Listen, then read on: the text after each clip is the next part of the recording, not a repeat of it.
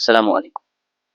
இன்னைக்கு நம்மகிட்ட அதாவது வாலிபருக்கு ஆ ஒரு ஆசை என்ன இருக்குன்னு பார்த்தீங்கன்னா, நமக்கு ஒரு நல்ல மனைவி அமைஞ்சா நல்லாயிருக்கும். நமக்கு ஒரு நல்ல ஹஸ்பண்ட் அமைஞ்சா நல்லாயிருக்கும். அதாவது பர்சனாலிட்டில, அழகுல ரொம்ப நல்ல அழகான ஒரு மாப்பிள்ளை அமைஞ்சா நல்லாயிருக்கும். வசதி உள்ளவங்களா இருந்தா நல்லாயிருக்கும். அதாவது குணத்திலயும், மனசுலயும் எல்லாத்துலயுமே ரொம்ப பெர்ஃபெக்ட்டான ஒருத்தர் அமைஞ்சா நல்லாயிருக்கும்னு நெனைப்போம். ஆனா, நம்ம நெனைச்ச மாதிரி இன்ஷா அல்லாஹ், அல்லாஹ் நமக்கு அந்த மாரி அமைச்சு குடுத்துட்டான்னு வைங்களேன், அல்ஹம்துலில்லாஹ். ஆனா, இது எல்லாமே ஒரு நாள் கண்டிப்பாக தீந்துரும். அதாவது முடிஞ்சிரும். நீங்க நெனச்சது எல்லாமே உங்களுக்கு கிடைக்கும். ஆனா, ஒரு நாள்னா ஒரு நாள் முடிஞ்சிரும் இது. அழகாக கிடைக்கும். ஆனா, கொஞ்ச நாளைக்கு பிறகு இந்த அழகு கூட கம்மியாயிடும். அழகு கூட முடிஞ்சிரும். அப்ப நீங்க உங்கள மாத்திக்கிற கூடாது.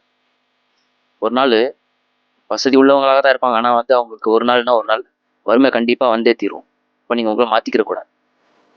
அவங்க நல்லவங்க தான். நல்ல மனசு உள்ளவங்க தான்.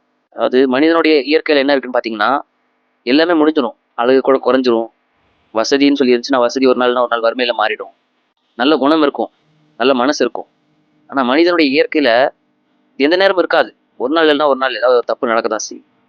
அதாவது ஒரு நாள்னா ஒரு நாள் மிஸ்டேக்குங்கிறது நடக்க தான் செய்யும். அப்பதான் நம்மள வந்து அந்த இடத்துல அட்ஜஸ்ட்மென்ட் பண்ணக்கூடியவங்களாக இருக்கணும். அப்பதான் நம்ம ஸ்ட்ராங்காக இருக்கணும் அந்த இடத்துல. நம்ம அன்னைக்கு ஒரு வார்த்தை சொன்னோம். அது நமக்கு கிடைச்சிட்டுன்னு இன்னைக்கு கூட அதே வார்த்தையில இருக்கக்கூடாது. இன்னைக்கு கூட நம்ம அதே வார்த்தையில தான் இருக்கோம். இந்த சின்ன சின்ன பிரச்சனைகள வந்து நம்ம என்ன பண்ணணும்னா, அட்ஜஸ்ட்மென்ட் பண்ணிக்கிட்டு கொண்டு போணும். சின்ன பிரச்சனைகள பெருசுபடுத்தக்கூடாது. கிடைச்சிருச்சு. ஆனா இது நம்ம எப்படி அனுபவிக்கணுமோ அந்த மாதிரி இத நம்ம கெடுத்துக்கிட கூடாது. நம்ம இத ரொம்ப புரிஞ்சுக்கணும்.